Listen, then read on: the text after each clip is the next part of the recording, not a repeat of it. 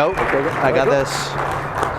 Thank you, Captain America. That's always my highlight of my career. I am going to get introduced by Captain America. So I'd love everybody who's in the back to come up. And yeah, roll your eyes, whatever. Come on, come on.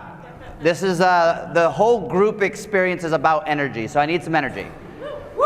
All right, I appreciate that. These are my gym folks. I remember seeing you guys in the gym. So I am gonna start off with some questions. And it's funny, I did not pick this morning when I knew it was snowing here. So this was actually legitimately something that I figured out. So I've got a couple questions.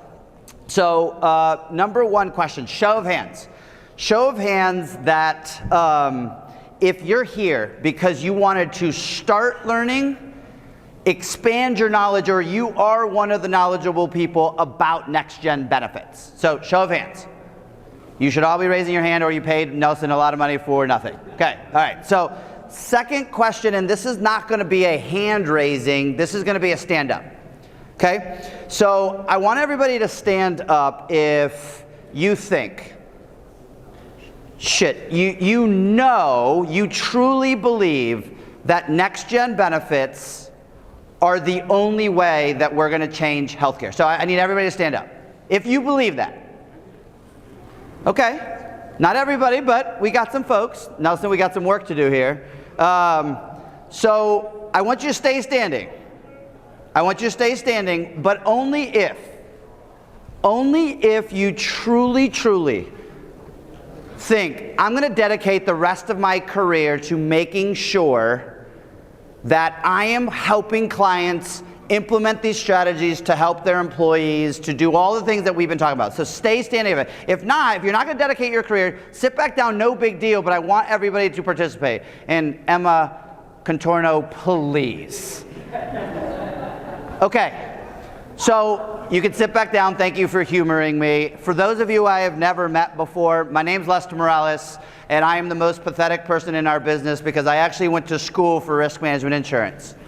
Now, at Willis, I grew my own $3.5 million book by the age of 30, and I ran sales for North America. I had a $350 million practice, and I'm going to tell you some of the realities that, to steal a Contorno word, is going to remove the imposter syndrome that you might have, because one of the first things that I want to start with is the story. So my story didn't start getting at Willis, getting to even Florida State. So my story starts in San Juan, Puerto Rico. Now, Captain America, wherever he is, I want everybody to notice how similar his costume is to the Puerto Rican flag.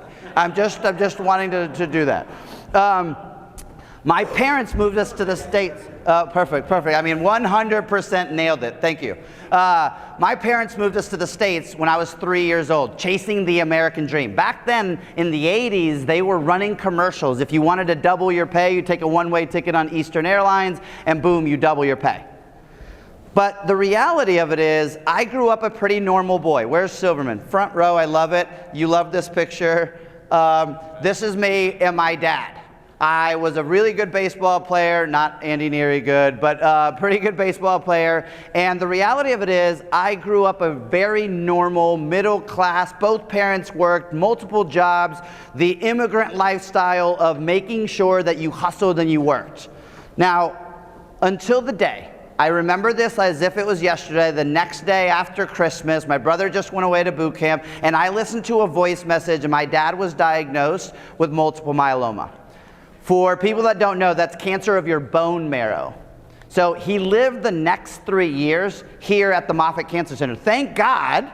This was before I knew anything about quality data and how to call Nurse Deb and understand, is this the right place we're supposed to go? But the reality of it is, my dad lived here. Bone marrow transplant, chemo, radiation, and hundreds of thousands of dollars of a drug, Revlimid, which I now know has a patient assistance program that we can help employees with all the time. But when my parents, both who worked, both who had medical insurance, but both who have a family deductible of $10,000 to $15,000, the reality of it is, when I was 17 years old, my parents filed bankruptcy.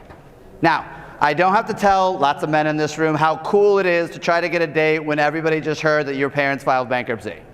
Okay? So this was something that I didn't realize until I got in the business that was going to shape the rest of my career. So for me, my American dream, right, was over because my parents just filed bankruptcy. I have no idea what's going on. I don't even know what the hell bankruptcy really means at that age. But I go to college. I go to the Florida State University, go Noles. And the reality of this is I got lucky that Florida State had a risk management insurance program. So I'm like, my parents are giving me $250 out of my dad's disability policy every month. I should probably do this. Plus, I'm not smart, so accounting was way too hard. So I've had an amazing career. I've actually never placed a fully insured piece of business. Never in my career. I started my career off at Sun Life selling stop loss from day one. I did a deal with a broker, realized that he was a really big pain in the ass and made $86,000. I was making 12 and I was on the wrong side of the business. So then I go to Willis and we'll talk about the rest here. Had an amazing career. A day 2014. Any other Latin guys here? This is an insurance industry, so that's a haha question. But kind of a little bit, but most Latin boys are super big mama's boy, and I'm one. My mom called me, and I've heard the worst news ever. Pancreatic cancer. If you've ever heard of pancreatic cancer, or ever Googled it, don't ever Google it in your freaking life, because I thought mom was dying tomorrow. So my mom tells me one thing, and that I've always taken it, she says, son, you got to bank and bet on you.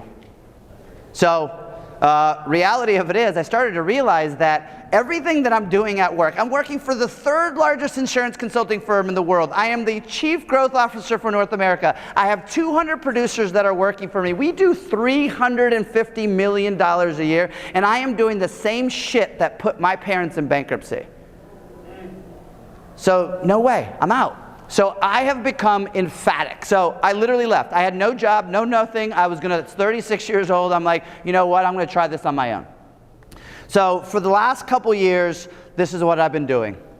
So the reality of this conversation really is when you start to figure out that everything is going normal, right? You're doing everything normal. What else is there? So what we're going to talk about here is I want everybody in this room to understand this imposter syndrome, the fact that the one thing, and there was probably 50% of you that were still standing up when I asked you, are you willing to change the way your rest of your career to dedicate to this?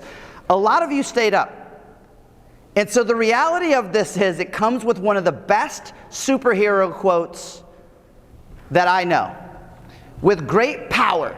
Because you stood up and you said, I believe that this is the right way. And I often say, and Silverman and I have talked about this a lot as corporate guys who jump this fence, we don't know what you know until you know it. And so if you look back at your career and say, well, I have been in the business for 30 years and I've been doing it the normal way, cool. It has nothing to do with the past. It has all to do with the future.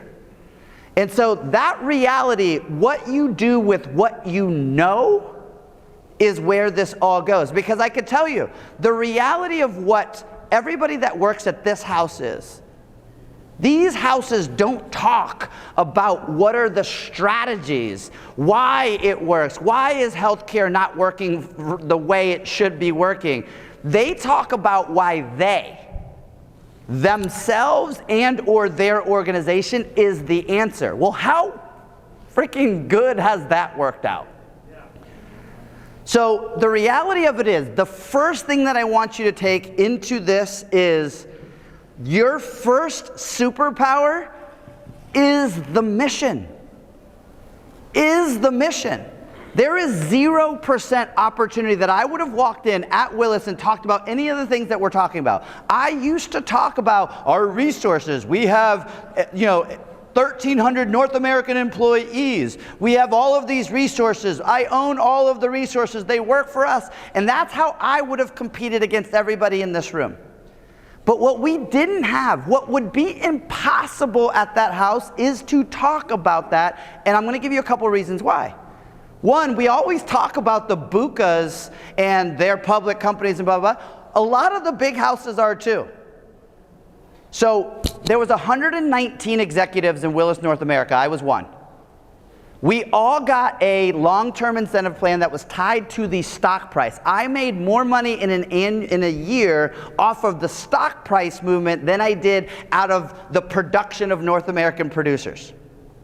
So the reality of it is, if 119 people who are all of the decision makers in North America get paid off of a certain way, what kind of actions and decisions can they make? Mama's got to buy new shoes, kids got to go to private school.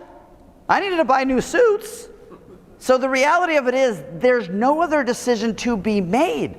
Then when you start thinking about bonuses and overrides, and this is reality, and I want you all to realize what this is. So when you think about the bonuses and the overrides, the reason it is a big deal in the big shops is that because, thank you, Elliot Spitzer, funny that he gets caught with prostitutes afterwards, but that's a whole different story. Elliot Spitzer made it so that the reality of it is that the big houses don't pay their producers on overrides and contingents.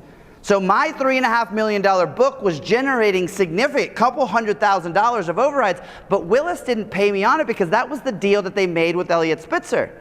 So when you look at that from an organizational standpoint, although the growth percentage is low single digits, the most profitable part of that revenue is contingents, is those overrides. And so my Jim Dunn, who used to run Florida, he would absolutely be monitoring that because he got paid on the profitability of Florida. So when Lester was about to move a piece of business with United Healthcare, and United Healthcare, that was going to put us in a different bonus, I would get a call saying, "Are you sure that you can't give him last look?" So it's not that anybody told me what I could or couldn't do with my block of business, but I was definitely getting watched by Mother Willis.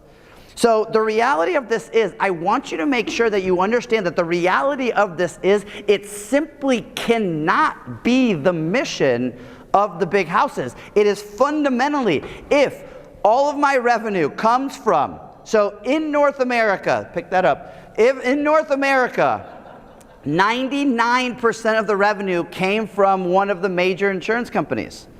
They funded every single one of our corporate events. So how? I cannot bite the hand that feeds us. So in that scenario, this is just a reality. So some kryptonite questions. I call them banana peel questions, but the reality of it is, if you want to have a question without saying, "Oh God, I'm going to tell you what they're doing," just ask and make sure that they understand these questions. Number one, how's the results been?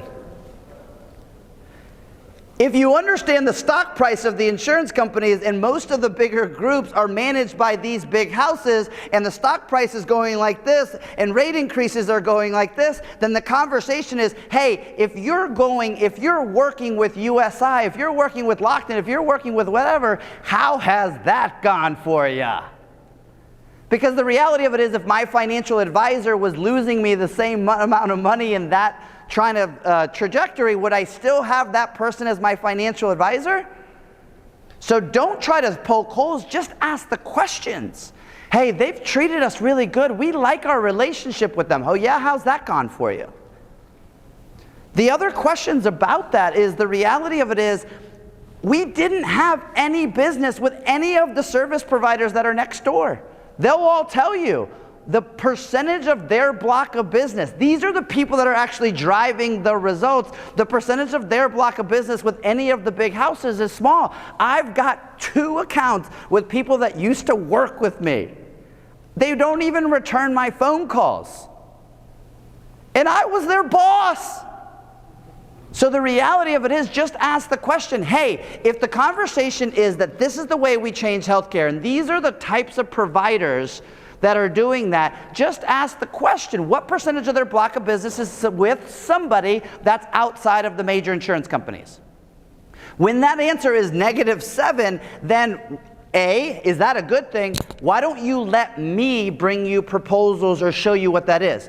Now, hey, you're not telling them at that point to fire them, but at least it corners that piece of the market so that you can bring in Nurse Deb and have that conversation. You think the conversation with the medical director at Blue Cross versus the conversation with Nurse Deb is going to go the same way? Oh, hell no. Oh, hell no, she said. So the last thing I want you to say is, and this is something that is fact. The big houses cannot put a percentage of revenue at place. You can't, because you're reporting revenue to the street. I couldn't put $100,000, or if I did, they wouldn't let me book my original $100,000. So if I wanted to put a $100,000 fee and put some at risk, the reality of it is I could, maybe, but if I wanted to put 50% of it at risk, I could only book $50,000. Follow the money, I'm not gonna do that. So none, zero of my accounts. My average client was over 1,000 lives, and I had 39 clients in my book. So the reality of it is none of them had any performance-based compensation. Except commission, right? Performance-based, I'm doing a really shitty job and I'm making more money of it. So the second piece is bigger is better. Hey, Allison DePauli, is bigger better? Never mind, don't answer that question. Don't answer that question. Don't answer that question. So here's my thing. Don't try to out-Willis a Willis. There is a value proposition. Now, I can tell you exactly how I would have competed with all of you. So now I can tell you how you can compete back. But don't try to out-Willis a Willis. The reality of it is you can ask the right questions to then be able to put this in place. So it all starts with one conversation around resources. So I got a question. Who do all these people work for? Nurse Deb, Jen Berman, Frank, Silverman, me. Who do we work for? Well, if you checked Woolpert's website, we work for Woolpert. So the reality of this, and is Nelson in the room? You know, Nelson talks about this, and I really don't think anybody takes up this thing, this conversation of you all need to have a conversation that nobody in this freaking room is a competitor with anybody else in this room. We are all a competitor to the same old shit that's driving the same old shit. So the reality of it is, all of you, we could work for all of you as well.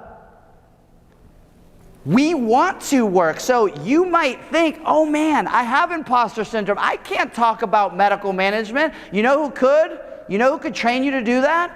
I can't talk about enhanced benefits. You know who could? But the reality of it is that's 100% of our business is driven through people like you. So if your websites just talk about the 4 people you have or don't talk about the people that you have, the reality of it is nobody cares what business card is handed to them in a meeting. If your financial advisor came to you and said, hey, I want to talk to you about improving your portfolio, but there's a couple specialty things that I don't know that I'd like you to, I'm going to bring in a subject matter expert. Are you guys mad? I actually am like super pumped that the person told me like, hey, that's not my cup of tea. I'd like to show it to you. Think and sell like you buy. So you can play above your weight class. You can do a lot of things and it doesn't have to be you. So there's a couple things I want to leave you with, some marketplace realities about resources. So 2, if you're competing with the biggest of the firms, the hourly based firms, the Mercers, the Towers, the Aons, most of their resources are going to be hourly based. The client is paying for extra hours, or there's an allocation in their proposal of the number of hours. Okay? So understand that. So understand that you can complement any type of resource or service that they're going to have, you can do with your own. Jen Berman, she's not here right this second, I don't think, but the reality of it is I had NLRG, National Legal Resource Group. I could put an attorney in front of a client. On the bottom of every email that attorney would send out to any of my clients or prospects, it would say, we are not actually providing any legal advice. What good is an attorney that can't provide legal advice? But that's the reality of it. Now, let me give you another secret. From a metric standpoint, our national resources supported a region. There was one attorney for the Southeast, as an example. There was 400 clients that generated over $50,000 in the Southeast. One attorney, 400 clients. It was a very good templated approach. I'm not saying it's a bad approach, but I am saying the reality of it is if my client wanted something original, they were not going to get it from me. If they wanted something very good and very well done and very high class but templated, I could give it to them all day long.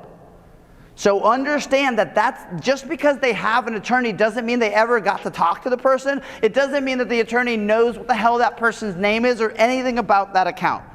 So about 400 clients is what each of our resources had. And any of the, what I would call professional services resources, couldn't actually provide the professional services advice. The actuaries had to sign off on things differently, so 90% of the financial analysis that I did for a client came to somebody who didn't have cool letters behind their name, which is fantastic, but you could bring in the same exact person. So if you're not partnering with folks that can give those reports, the reality of it is it doesn't have to come from your shop. So if there's one key thing that I want you to take away from the resources conversation is, it doesn't have to be you. Partner with the local attorney, partner with the local actuarial firm, partner with those of us in here that write all of our business through brokers like you because we want to help you. And if there's nothing else, we want to stick it to the people that don't want to call us back. So, kryptonite questions here. When you're talking about resources, again, when's the last time they saw them? How many clients do you think that they have? Do you pay any extra? The secret game of the big house margin expansion is I'm going to charge you the $600 rate. I'm going to give you the person who just graduated college whose bill rate is $150. So if you're going to like lose to somebody, tell them to, in the contract, mandate that the person who sat there in front of you that had the nice suit, who talked about how many years and had a bunch of gray hair, and they're called medical director, that person actually comes in and sees that client. Because the reality of it is it's a bait and switch game. So the last bucket I want to talk about is the one that obviously drives a lot of passion for me is the branding, the people do business with who?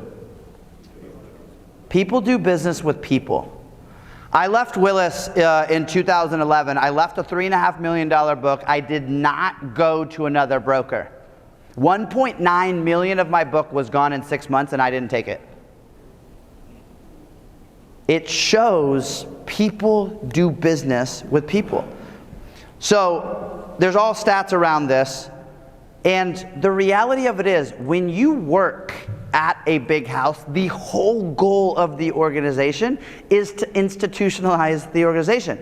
And in fact, as a producer, the only way you really dominate is if you institutionalize the account. I don't want you calling me Mr. and Mrs. Klein. I want you talking to your team, talk to your resources. Because the reality of it is I'm only getting the 20% of the pie in comp. They're getting the 80% of the pie the house is. So use the house because that's the only way I'm getting paid. So by definition, it is an institutionalized approach, and the best producers learn how to institutionalize their accounts. You don't realize it because you don't think you're ever going anywhere, and if you're making a ton of money, which I was, the reality of it is it's a good gig. So think about this, but here's the thing. Is Andy Neary in here?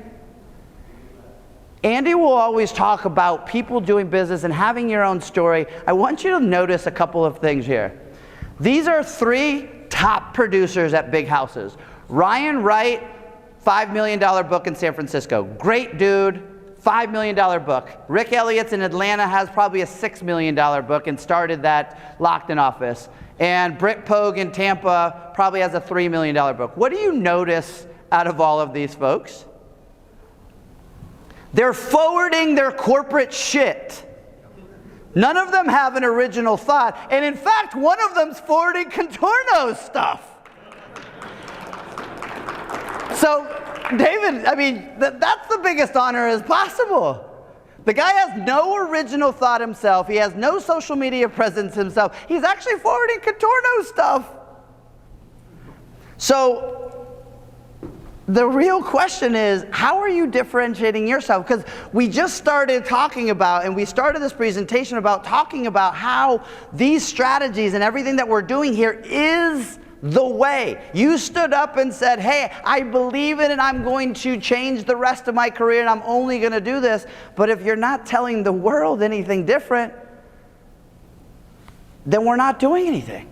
So I want to run through a couple of things. So how are you differentiating yourself? There's a lot of freaking great people here. A lot of people that have been on magazine covers. I've never been on a magazine cover. There's a lot of great people here that are on magazine covers. So unless you're one of these people that this is naturally differentiating yourself,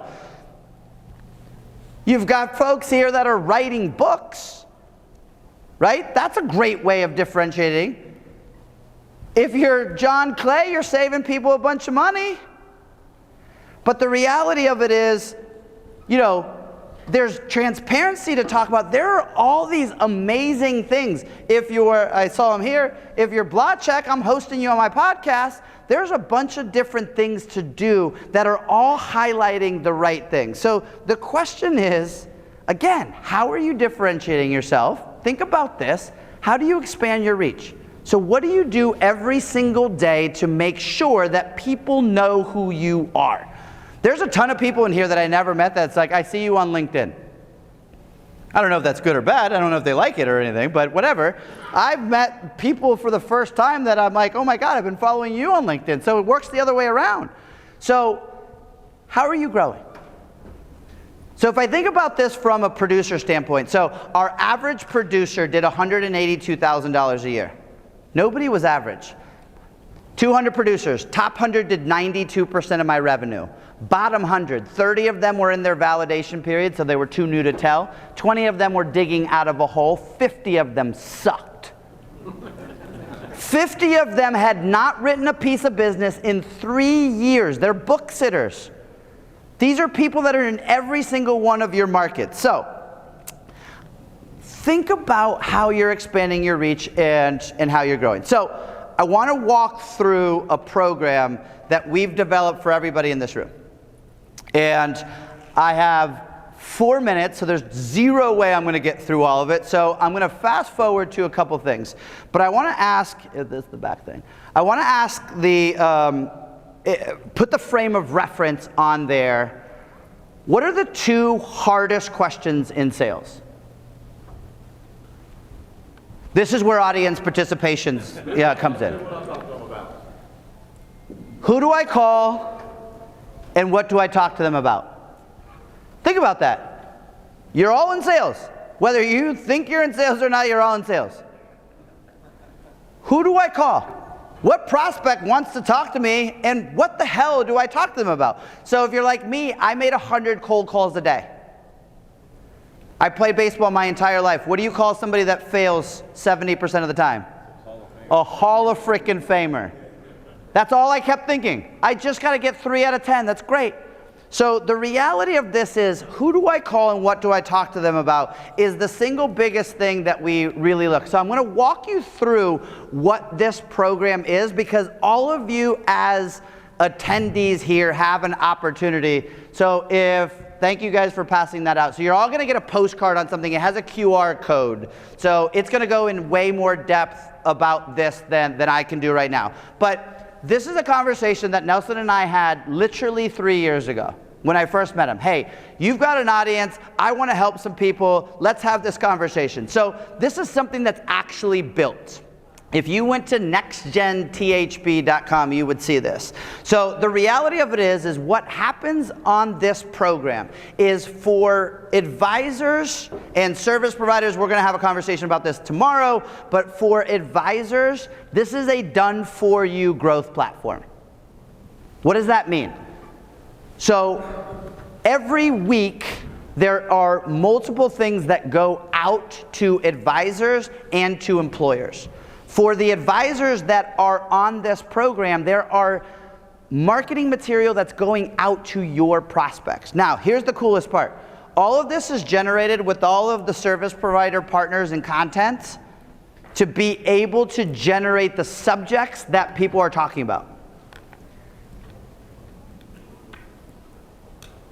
The webinars that happen, how many of you have been on a webinar that either Nelson or I have hosted?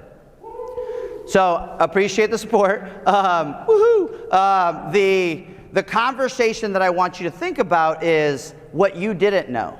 What you didn't know is that every email that you've ever opened, ever clicked on, or ever did anything, I knew about it. I know exactly who's opening, I know what they're reading, I know where their mouse is on a page. So what we've done is allowed that marketing material to drive people to the things that you're going to have the Nurse Debs of the world having conversations. So as an advisor, all you have to do is bring people to the show.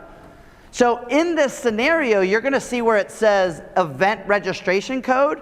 When you send somebody an email, your name is in that code. So what does that allow me to do? It allows me to report it, but you to pull a report that answers the who and the what.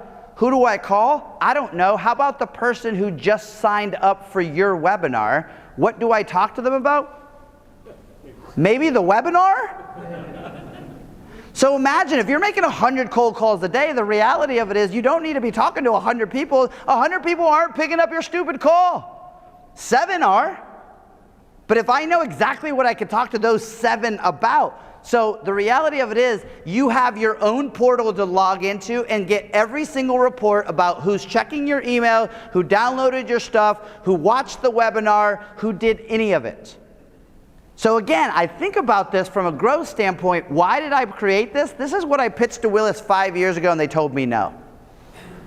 I wanted to fire a bunch of the shitty producers to then be able to put more resources into being able to have a producer come to their office, come to their desk, sit down and know exactly who to engage with and what to talk to them about. So I'm going to flip through a couple of the slides. Again, what you're going to see in that coupon or in that postcard is an actual QR code that'll take you through a demo of everything.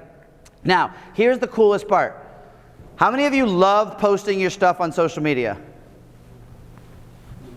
Yeah, you love doing it. The only person that does it quicker than anybody is Troutman right here. Troutman is working out with one hand and then posting something this morning, taking a selfie with the other hand. But the reality of it is, this is a log of posting on behalf of the advisors that we already have on the platform. So every single day there is a social media post that's put out there that you don't have to write the content, you don't have to think about the picture that's going on there, you don't have to talk the message, and the reality of it is anybody who clicked on it and landing on something, you're going to know.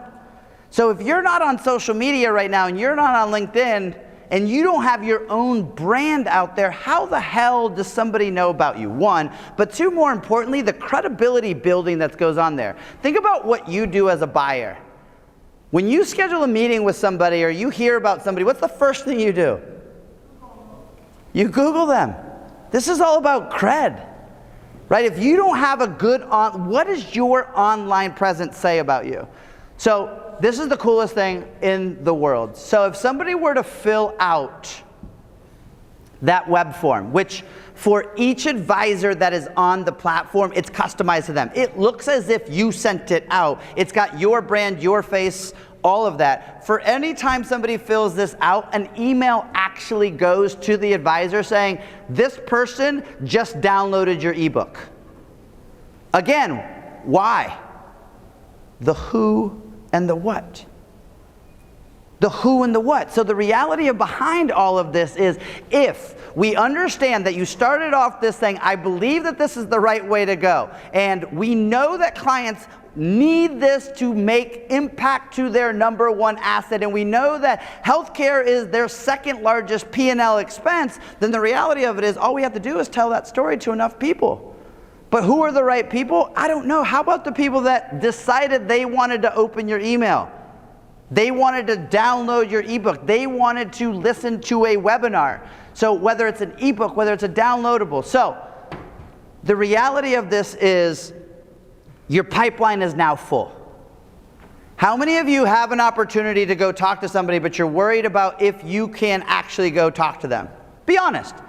It's your first time doing a deal. All of you are experts. So I'm expecting everybody here to knock out a $250,000 new business year. But let's say you're shy, you didn't want to raise your hand. The reality of this is the Advisor Assist program is here to give you everything you need to go actually hunt a deal. From sales collateral to actually support to actually building the program. Who's the right TPA? Who's the right stop loss. What stop loss do I actually place? Jim Blachek and I just did a deal where the broker sold a 12-12, never told the client, they get a 35% renewal, and the client's like, I don't understand what happened. So the reality of it is this program's built with an automatic support. So you'll see different things on here about how to. Now here's the greatest part. Gary Becker, does that top left report look familiar? It looks very familiar, right? Imagine going into an opportunity that all they had is a shitty fully insured renewal. There are 125 lives, but they know they're top 25. Imagine being able to walk in with a report that says, hey, out of your top 25 drugs, I can help you with every single one of them, and it could amount to, I can't see that far because my eyes are getting old, a couple $100,000 of savings before you're going into the actual deal. So the conversations are amazing. The ability to actually provide the supporting documentation is huge. So here's what I want to leave you with. This advisor assistant. So your pipeline is full because you're sending out emails, you're sending out LinkedIn posts, you know the who, you know the what. Your pipeline is full. Now you have a team to be able to help you support. All you need to do is actually go do the conversations. So here's what I want to do. And he's in the middle of a conversation. But Nelson, come chat with me. So on your desk is a postcard. If you want to know more about this, if you want to demo it, if you want to see it, you want to kick the tires, all you have to do is go on there. Are you on? So if you're not interested, throw the thing away. Don't throw it away. It's recyclable probably. So here's what I want to chat about. I'm going to let you talk about this because when I first met you, we started chatting about this and that you guys wanted to build a program that you could have your mastermind, and we talked about the price tags of this stuff. So I've got a couple slides on here about the value of what we have built in this program. Help me walk through that. All right, so there are technology pieces, there are labor pieces, there's expertise pieces. So you may be familiar with HubSpot. It's one of the leading marketing CRM platforms. It is very expensive, and what we've done, and Lester's program has done, he's taken and basically centralized it. And so if you are using this system, you're just buying a fractional piece of it instead of having to invest in the entire platform. So not to mention having to drive the platform. So I'll tell you, my renewal is in February for HubSpot. Our renewal was $86,000 this year. Why? Because we've got different folks on there that the platform is aggregating multiple people underneath the thing, so it allows for economies of scale. Yeah, if you were to try to build this, build a tech stack, a technology stack, all these different programs together, it would be tremendously expensive.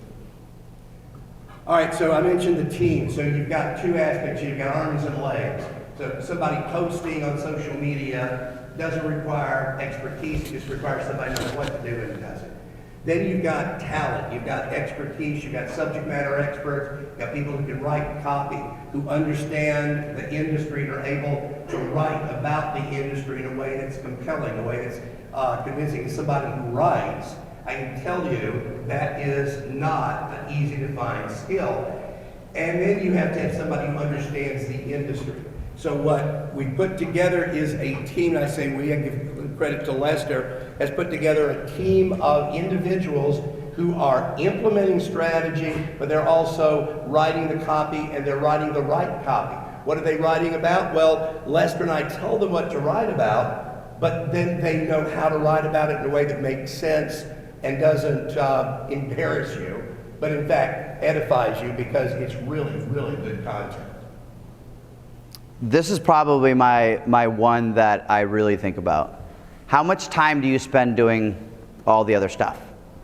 Right, when you think about how you grow your book of business, if you're a member of a country club, if you go network, if you think about all that time spent, you actually have to physically spend your time. Where I think about this of, my God, if I could get to the office every single day and had a list of people to talk to, the efficiency of growth on that is just exponential. Yeah, I don't think you can overestimate the value of the point Lester made earlier.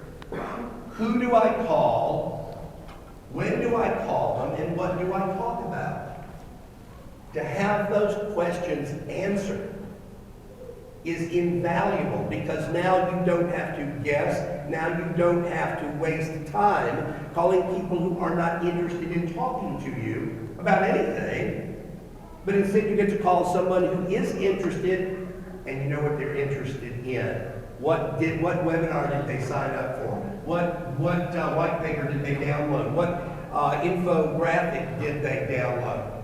Talk about that. They're clearly interested in it. In marketing, we call this raising your hand and waving at you. They're raising their hand and waving at you, metaphorically. I'm interested in this. I want to learn more. Are they ready to buy? No. That's the sales process. Ready to buy is after they've talked to you. That's your job. Marketing is to get them to raise their hand and say, yeah, this is interesting to me. I'd like to learn more. That's your invitation to contact them and engage them, and you know when to do it, and you know what to talk about. Does the topic have to stay on pharmacy? Absolutely.